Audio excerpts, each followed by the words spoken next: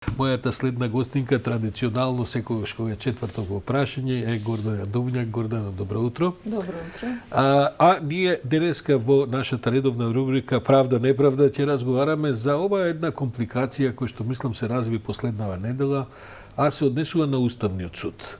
Бе во комуникација со председателката Кацарската Уставниот суд, таа требаше дури и да дојде овдека на разговор, па се случија некакви таму карантински компликации во Уставниот суд со благи, да кажем, некакви околности, не таја, туку колеги, некои така натаму, па го одложивме тоа веројатно за идната недела, но нејзиното писмо привлече внимание, да подсетам, тоа е ова писмо со кое бараше председателот на парламентот. До председателот на парламентот. Од друга страна, Џафери одговори дека слушайте, свесен сум за важноста сега од прилика, меѓутоа не е до мене, туку е до комисиите кај што не заседаваат. Знаете, ситуацијата во која што се најде Уставниот суд беше очекувана и најавувана уште лани некаде од 1 јули, кога им истече мандатот на тројца уставни суди, и најавата дека од 1 јануари и 4-тиот ќе се замине, така што можеше да се очекува.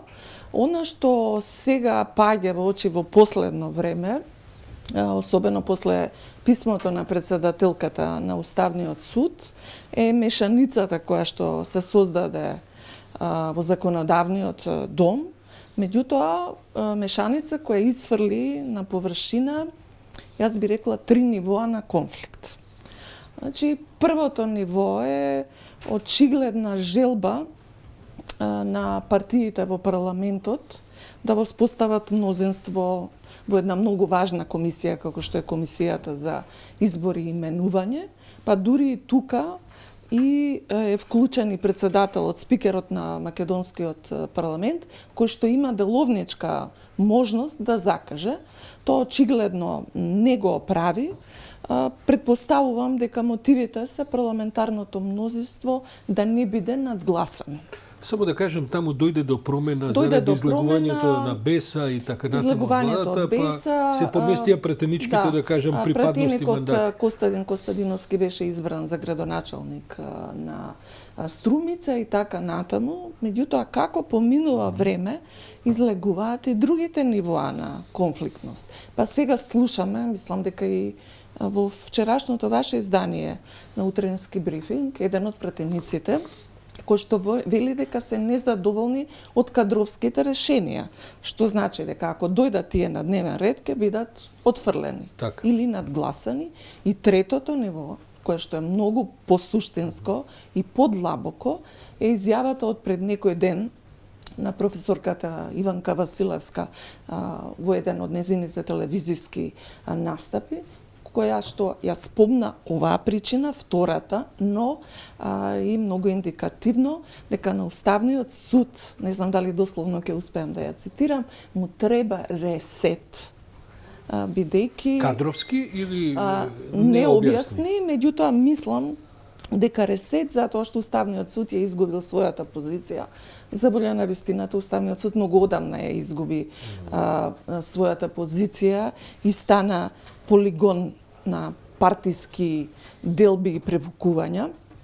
Она што мора да се признае низ годините, во што има голема заслуга и самиот Уставен суд, е дека на некој начин ја изгуби својата улога Уставниот суд на чувар на уставноста и законитоста. Го вовлекува во разни дневно-политички прашања, тој стана инстанца заради нефункционирање на судската линија. И на некој начин и не успеа ни да се одбрани Уставниот суд со својата професионалност, бидејќи јас имам долго паметење нели во професијата и таму па дури можам и да лоцирам од кој период, може лесно да се пребројува распоредот на силите и во Уставен суд, така што значи вие кога во старт значи го гледате распоредот на силите, а не точката на дневен ред и она што може да предизвика правна дилема, работите се отидени по ѓаволите. Гордана, сега во Уставниот суд се на работа од мнозинството,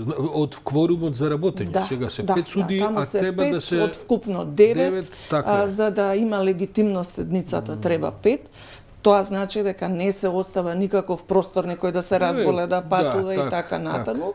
И уште повеќе, она што е многу Подраматично е што таму седат многу значајни иницијативи, важни иницијативи, кои што бараат да бидат ставени на дневен ред. Оти не е само присуство на седници, туку судиите всушност работат случаи. Ако е преполовен составот, така е, значи капацитетот за работење е преполовен, не е тоа само дали се присутни на седници.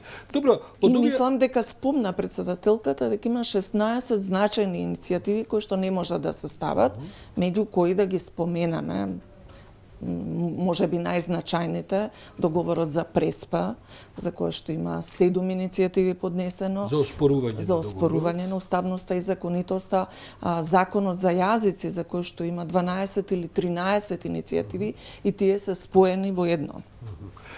Гордана, бидејќи се работи практично за половина нови судии кои би требало да дојдат.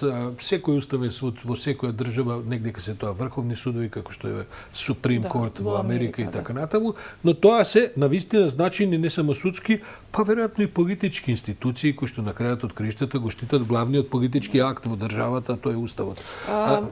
Заради јавноста да кажеме дека тоа не е типична судска институција, е уставна категорија, посебна, некаков мост е, бидејќи Уставниот суд има широка лепеза на надлежности, не само за оценка на уставноста и законитоста, штити една група на човекови права, 3 групи права, практично 4 пред Европскиот суд за човекови права, судирна надлежности меѓу локална и централна власт, па дури и оценува и деловната способност на председателот на државата. Се разбира. Мислам, тоа е едно од најзначајните институции. Па токму затоа сакам и да прашам сега од овие четворица кои што треба да се именуваат. Претпоставам дека има голема политичка игра кои ќе бидат личности. Има затоа што тројца се треба од комисијата за избори и именувања. Што е сега тука играта? Кој што сака да авансира? Какви се воопшто можностите за партиски авансирања и така натаму? Има ли некакви дилови што се прават што јавноста не ги гледа? Во таа смисла прашувам, оти се четворица судии го прашање, не е еден или двајца. Уставниот суд води сметка, еден треба да биде од заедниците. Така се има таму сигурно. Или двајца, меѓутоа проблемот е на останатите.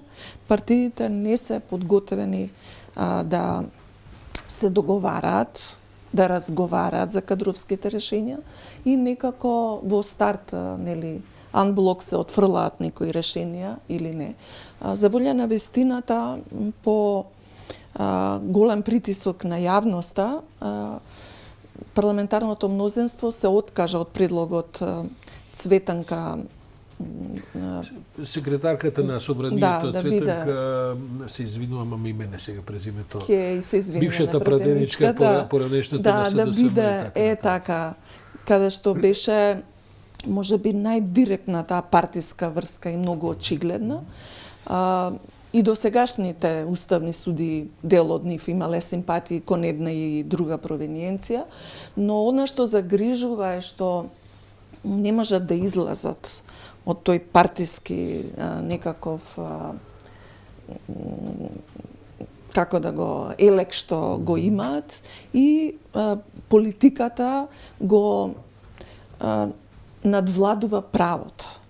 Бидејќи во историјата и праксата на Уставниот суд имало и различни мислења, издвоени мислења. И сакам да го доживеам денот. Цветанка Иванова, иначе. Јас се сетив Цветанка Иванова.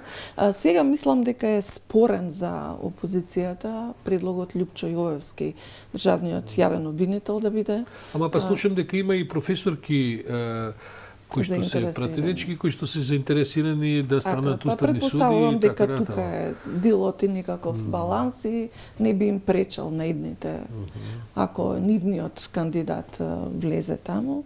Се водат ли тие преговори, Гордана? Јас не го следам тоа во детали.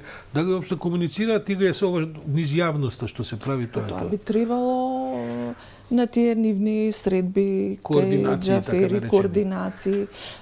За жал, низ изминативе години ние сме сведоци на воведување во нашиот политички простор на вонинституционални форми на одлучување, па ги измисливме лидерските средби, па потоа ништо не може корупно во државата да се реши без присуство на странци и меѓународни посредници. Имам уште една минута. Морам Добре. да кажем, Гордана, дека од ова што мене ми се чини после вчерашниот, преквчерашниот, веројатно и денешниот ден, ВМРО ќе оди на блокирање на собранието, бидејќи тие мислат, па и на се друго уставен суд, се, бидејќи тие некако мислат дека ако функционира државата, тој е успех за власта, а тие сакаат да слушат власта. Да не забораваме и два важни други сегмента, каде што исто така и во минатиот состав, кај што Илија Димовски беше председател на комисијата, имаше исто така блокирање, па не случајно Агенцијата за аудиовизуелни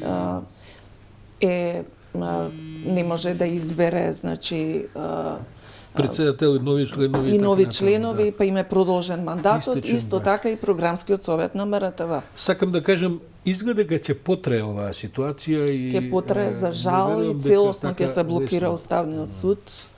И потоа мислам дека и тука ќе биде и атакот, потоа на политичките партии дека имаме нефункционален уставен суд кој што нема да може да работи, ќе се занимава со некои ситни не дека се тоа ситни, меѓутоа со крупни прашања кај што треба јавна расправа, нема да се занимава. Гордана Дувњак, благодарам за овој четврточки правда неправда брифинг. Јас ќе се обидам госпоѓа Добрила Кацарска да идната недела овдека ја замолиме да дојде на еден разговор, да видиме што е нејзиниот поглед, иако таа прилично јасно ги кажа своите ставови, но сепак и да видиме дали нешто околу тие деблокирања Значи, ние ќе се се занимаваме сега со кадровски прашања, елементарни. Воопшто не отвараме некои други прашања што се многу суштински, за уставна тужба, за позицијата на Уставен суд, дали може со деловник организацијата на работа на Уставен суд да функционира.